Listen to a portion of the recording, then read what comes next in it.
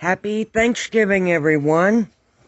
You know, Thanksgiving to me isn't the same without watching the parade on mute on the TV and listening to Alice's Restaurant on YouTube.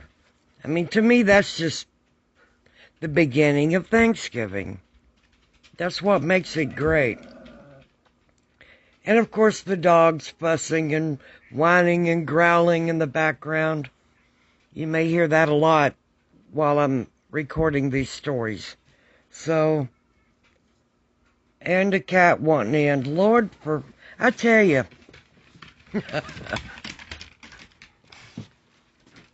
These guys are keeping me hopping. Okay.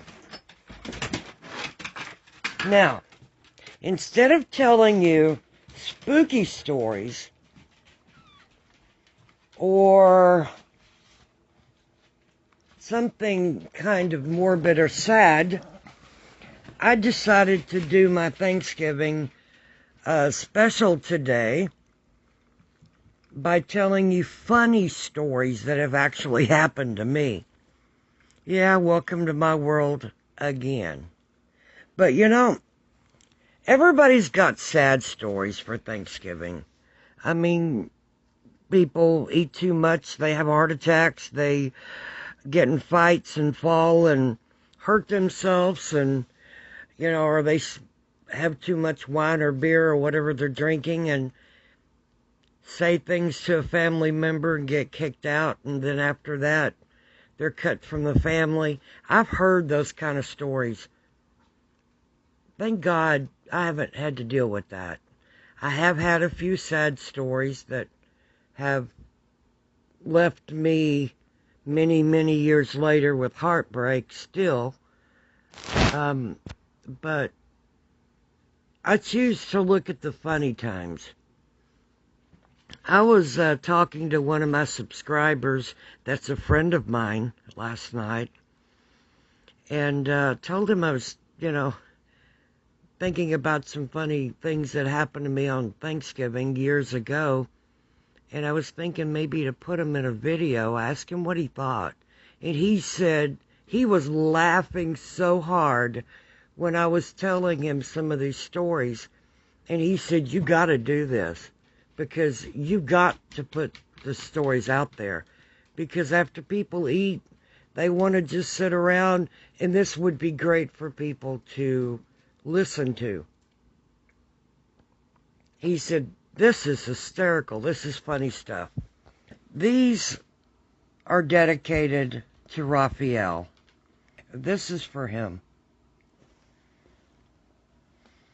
Okay, the first story is, I was about 19. I was working night shift at a trauma center. And there was a girl that worked with me as our unit clerk. And she invited me to her parents' house for Thanksgiving, because I had to work the night before and the night after. And I really wasn't going to be able to get any sleep and fly all the way to Dallas to see my parents for the day to eat and then fly back. So I didn't take off. I went ahead and worked it, because Thanksgiving's always busy for us. So I went ahead and went to her parents' house.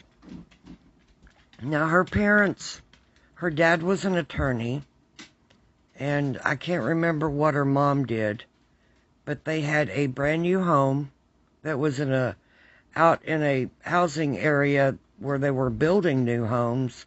There was some construction going on further down the street. And I remember thinking, I'd been there once before, and I thought, I want to make a good impression. I want to, use the right fork, use the right glass. I don't want to do anything to embarrass myself.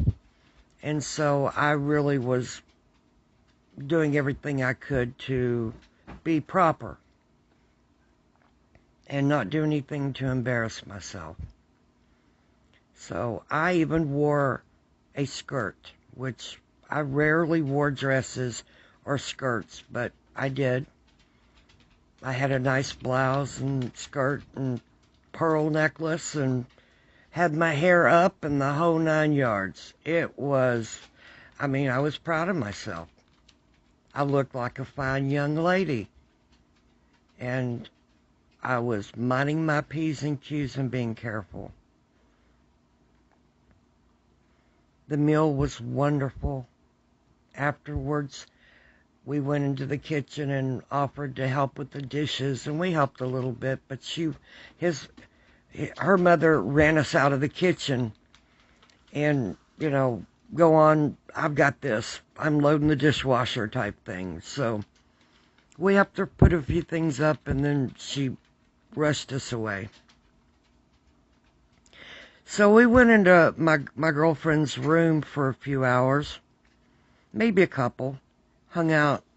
Her dad was sitting on the recliner watching a football game, and my girlfriend that I work with, my coworker, changed clothes, and we were supposed to go to a employee party after, that evening. Late afternoon, early evening. And we kind of had to hurry because she'd take me home so I could change clothes and get in like jeans and regular clothes. And then we were going to go to the party and only going to be able to be there for a couple hours before going to work.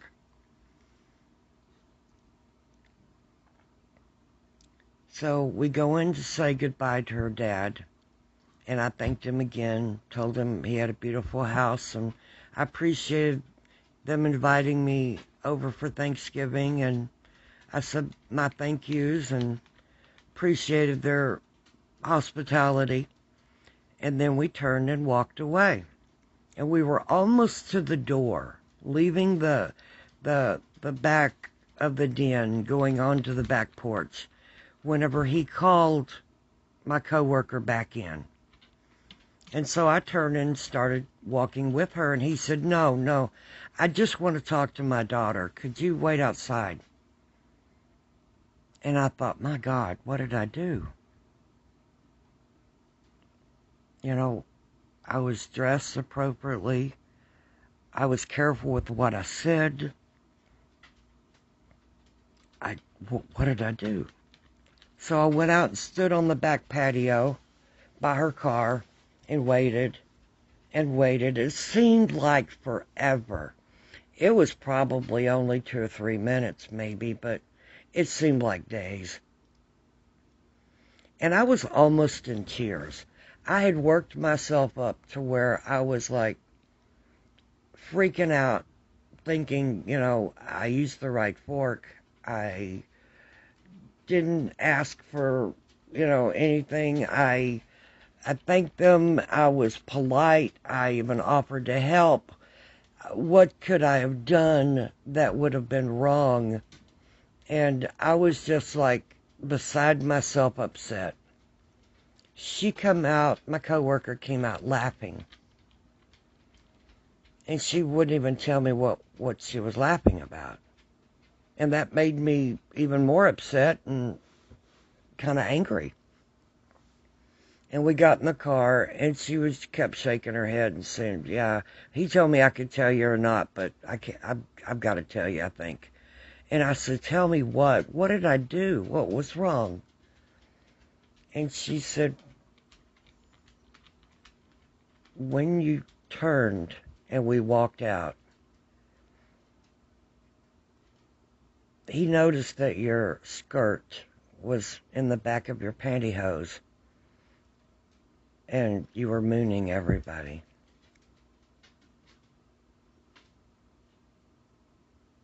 Thank God it was just him. But still, I mooned my host. Needless to say, they invited me back, and I could not go back. I was mortified. I could not go back there.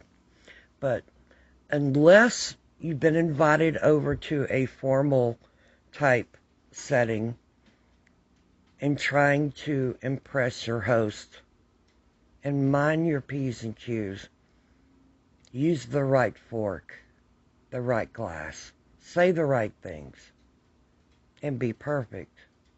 And then you end up mooning your host. You've not lived.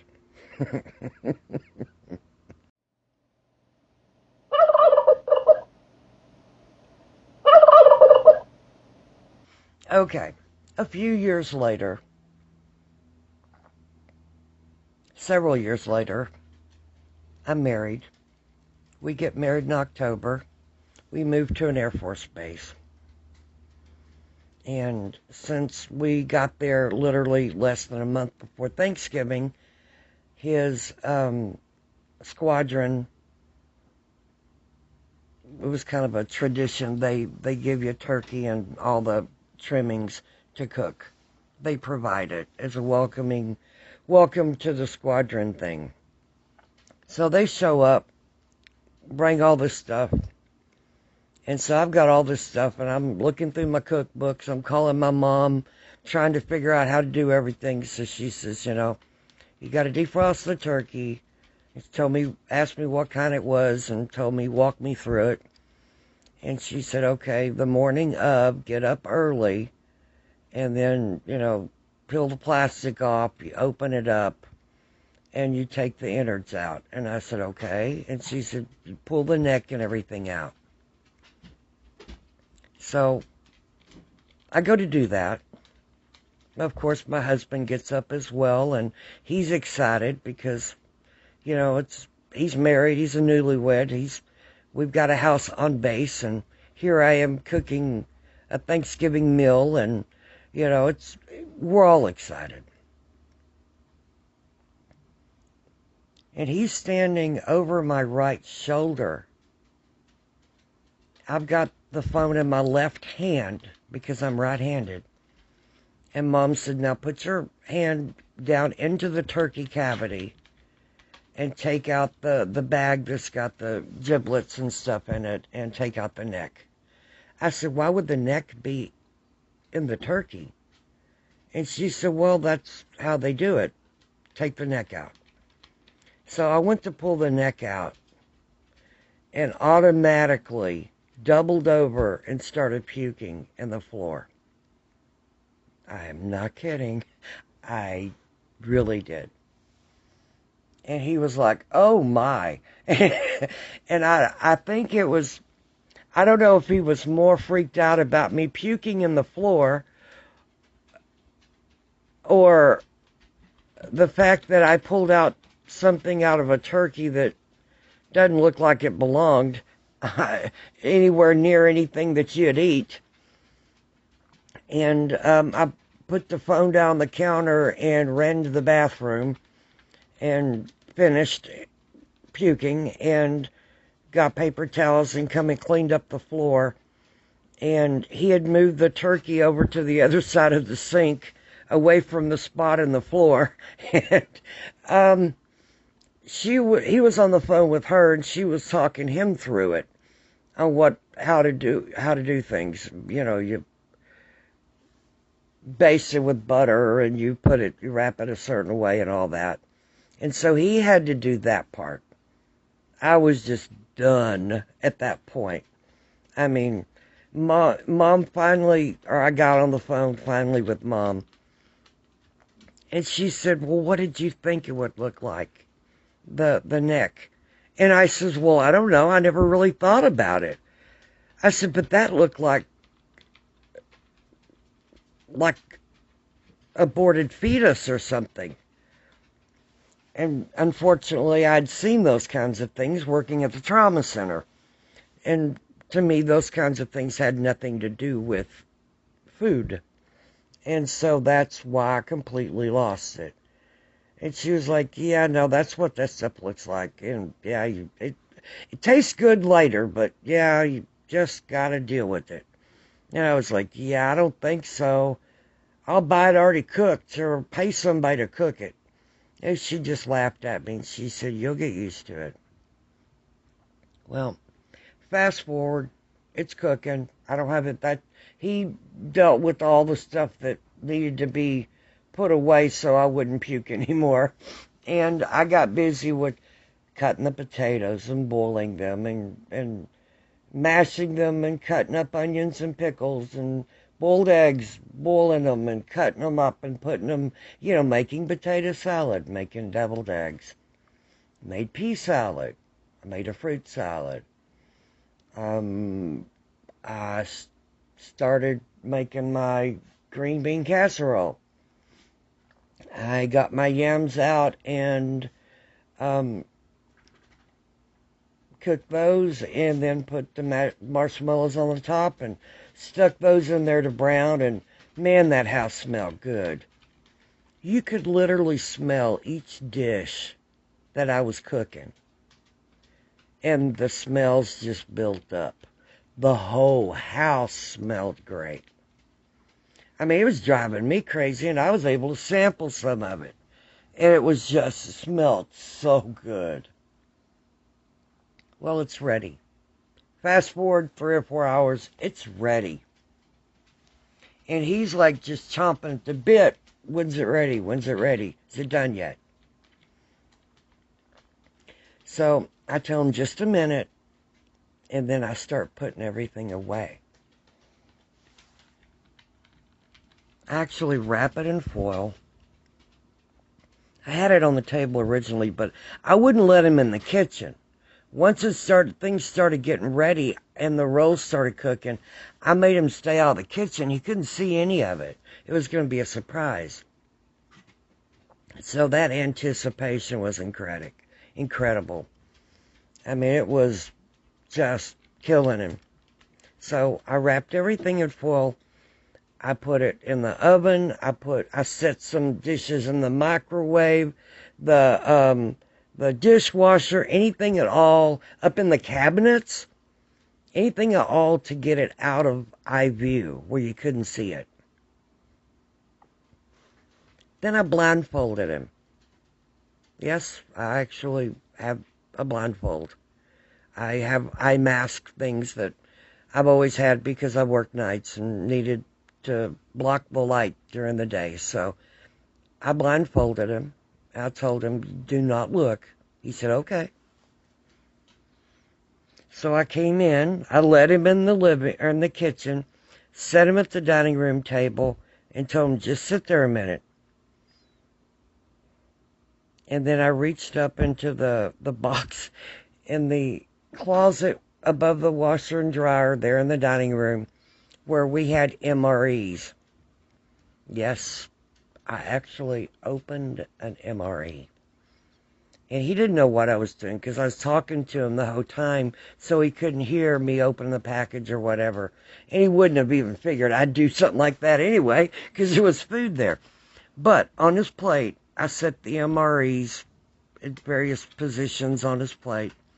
And then I said, "Okay, now you can take your blindfold off." He pulls off the blindfold, looks at the table. No food. There's nothing there. Then he looks at his plate in front of him and he goes, "Oh, hell no." And then I swear I laughed so hard. He did too, and then he said, "Now get the food out here." So yes, that is a way to really mess with someone's mind. I mean, it's like short-sheeting their mind.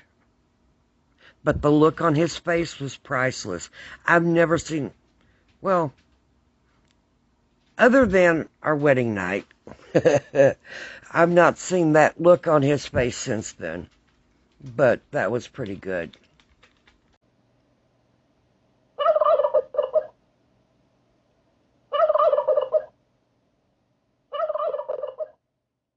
The next story goes back even further. I'm a senior in high school. It's Thanksgiving, and I'm asleep. I mean, I'm sleeping hard. I'd been up late the night before helping Mom prepare a few things that need to be peeled or boiled or whatever the night before, so she wouldn't have as much to do the next day. So I helped her a little bit the night before. And I stayed up late, then went to bed. I was sleeping. And I heard her in the kitchen.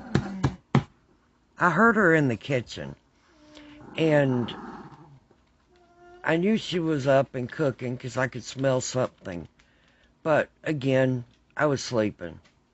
And I didn't want to get up yet. And all of a sudden, she opens the door. And she said, "You might want to get up. Look outside.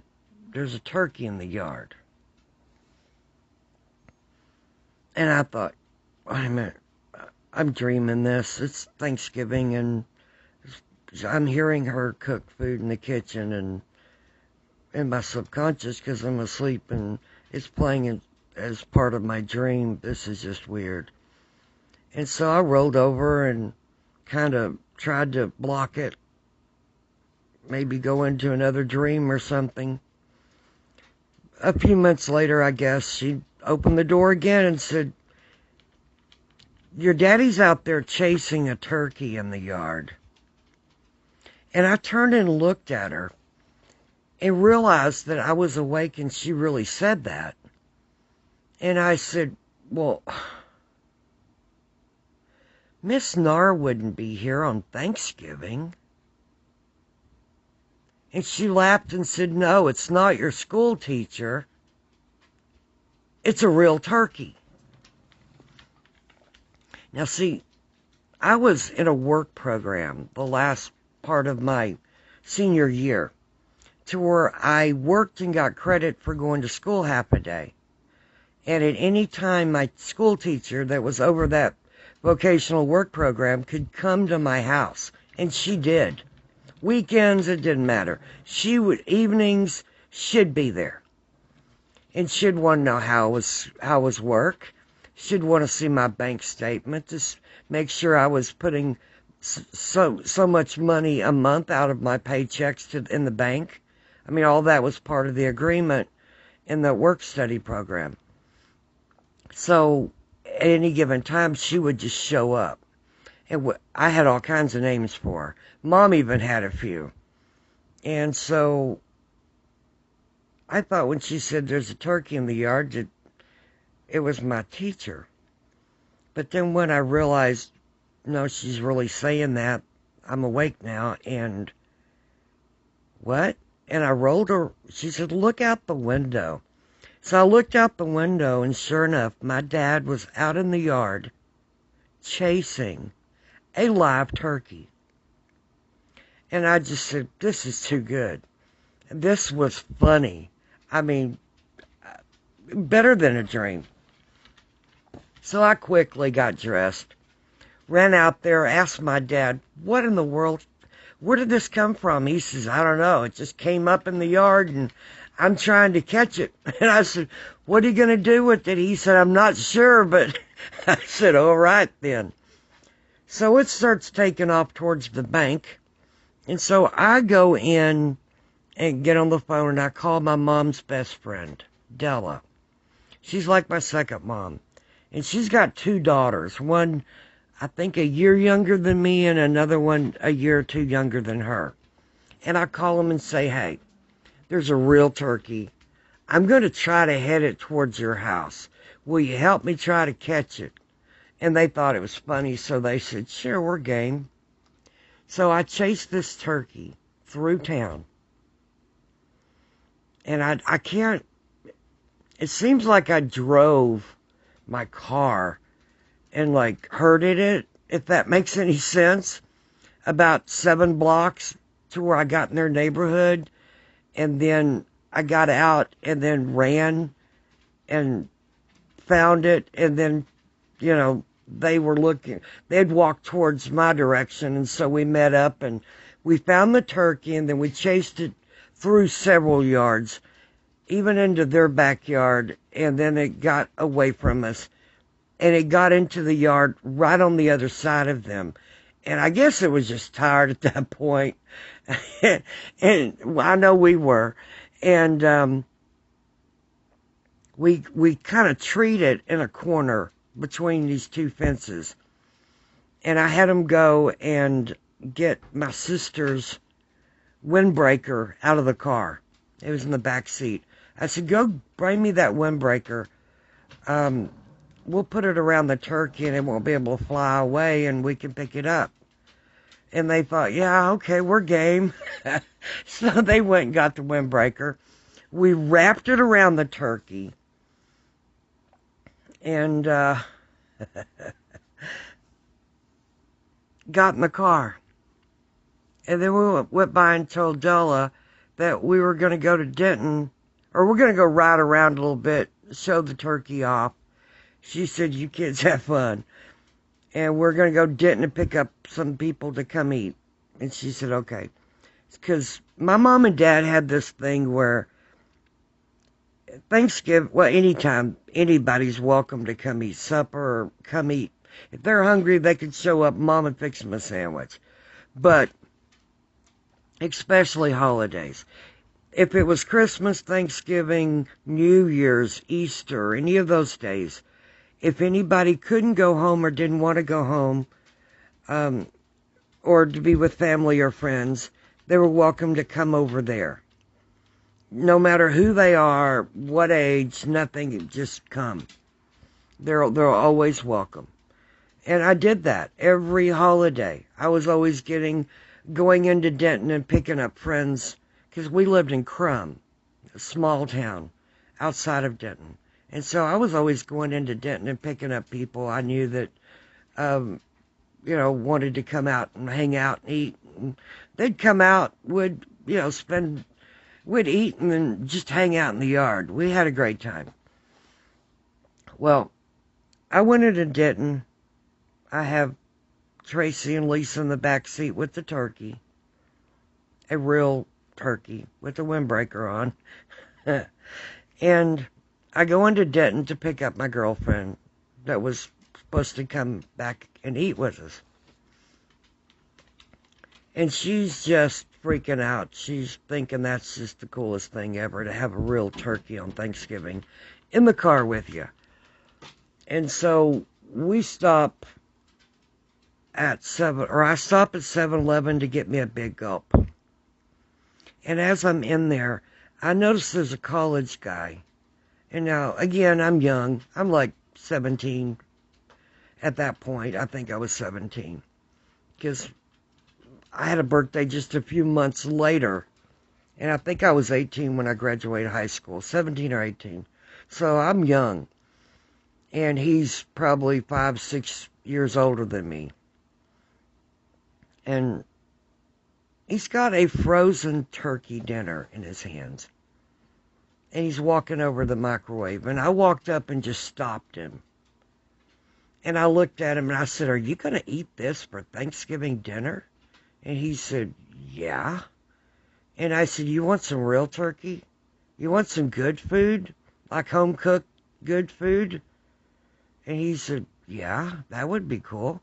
But this is all I've got. And I said, no, put that back. I'm going to kidnap you. And he laughed and he said, okay. He was game. So he went and put the frozen dinner back. I paid for my Big Gulp. I said, and on the way to the car, I said, I hope you're not vegetarian, but I guess you're not. I said, because we got a turkey in the car. He said, that's cool. I like turkey. So he goes to the car, opens the door, and he sees these two girls in the back. One of them's holding a turkey, and sees a girl up front with me. And he just looks at me like, what the hell? And so they move over. They move the turkey over. He gets in beside them. And they're packed back there. There's like 3 people and a turkey. I mean, this is like a big turkey, too. This isn't like a hen-sized turkey. I mean, nothing the size of a chicken. This is like a chicken on steroids times 2 type thing. This is big. Not huge but big. Anyway, it takes up somebody's lap completely and then some. So the girls adjust themselves. The college guy gets in. I don't remember his name. I didn't really know him. I just saw him at the 7-Eleven and kidnapped him. But he gets in, and we're driving around, getting to know each other. And people are driving by us, and they glance over, and they do a double take, and the girls roll down the window so the turkey can stick its head out the window. And we're having fun with this. So I go through the drive-thru at Jack in the Box and get somebody else a drink that didn't get out of the car and get one at 7-Eleven. And at the call box, actually at that time I think it was actually a Jack in the Box you talked to. It looked like a Jack in the Box with the speaker. And I told him, I said, well, do you happen to know what a turkey would want? Because everybody's going to have a drink now but the turkey. And they couldn't quite understand what I was saying. And she said, I don't know what is good with turkey, but probably anything. And I said, no, what would a turkey drink? And she said, what? Come up to the window. So I came up to the window so she could understand me better. She looked back and saw the turkey sticking its head out the window. And she started laughing and clapping and asking the other coworkers to come out and come to the window and look. And then a couple people that were in the dining room came up and started sticking their head up to the window so they could see out. And they were laughing and just cheering, and they just thought it was the coolest thing. And this turkey didn't know what to think. I mean, think about it. It's a wild bird. It was chased across town by a bunch of kids, wrapped up in a jacket and taken for a joyride, and then talked to. And this turkey doesn't know what to think of any of this. So we get our drinks. We start back to Krum. And right outside of town, I pull over. And I opened the back door, and I said, okay, let it out. And I undid the jacket. And I said, go free. Fly away. Enjoy your life. You were fun. I appreciate your time with us. I said, just, bye, Mr. Turkey. And it was making the weirdest noise. Turned its head looking at us, kind of cockeyed, like, what the hell was that? And it took off running, and I swear to God, if there was turkey speeds in running, that turkey would have won. Would have won a gold medal. So, these are my funny turkey stories, or Thanksgiving stories. 1, I mooned my host. 2nd, I puked on the floor preparing my turkey and ended up I gave my husband MREs to eat. He went, oh, hell no. And then the real food came out. And then I went joyriding with a real live turkey. So if you have any funny stories to tell, put them below in the comments section. Because these things really happened to me. And there are still people alive that could verify them. Some of the people involved are no longer with us, but some are. But, yeah, really happened. So, when I think about the sadness, the people that I miss that are no longer with us, and for Thanksgiving, and the dinners, the arguments, the stuff, the stress. It makes me want to just go to bed and forget this Thanksgiving. But this year instead I decided, I'm going to look on the happy side. I'm going to look on the bright side because I know I can't be the only one out there with funny stories. Something funny that happened on Thanksgiving. Well, there's 3 of my 4 stories. I'm not telling you the other. But unless you mooned your host, went joyriding with a real turkey on Thanksgiving, or giving your husband MREs after puking in the floor, then you've not had Thanksgiving with me. Happy Thanksgiving, guys.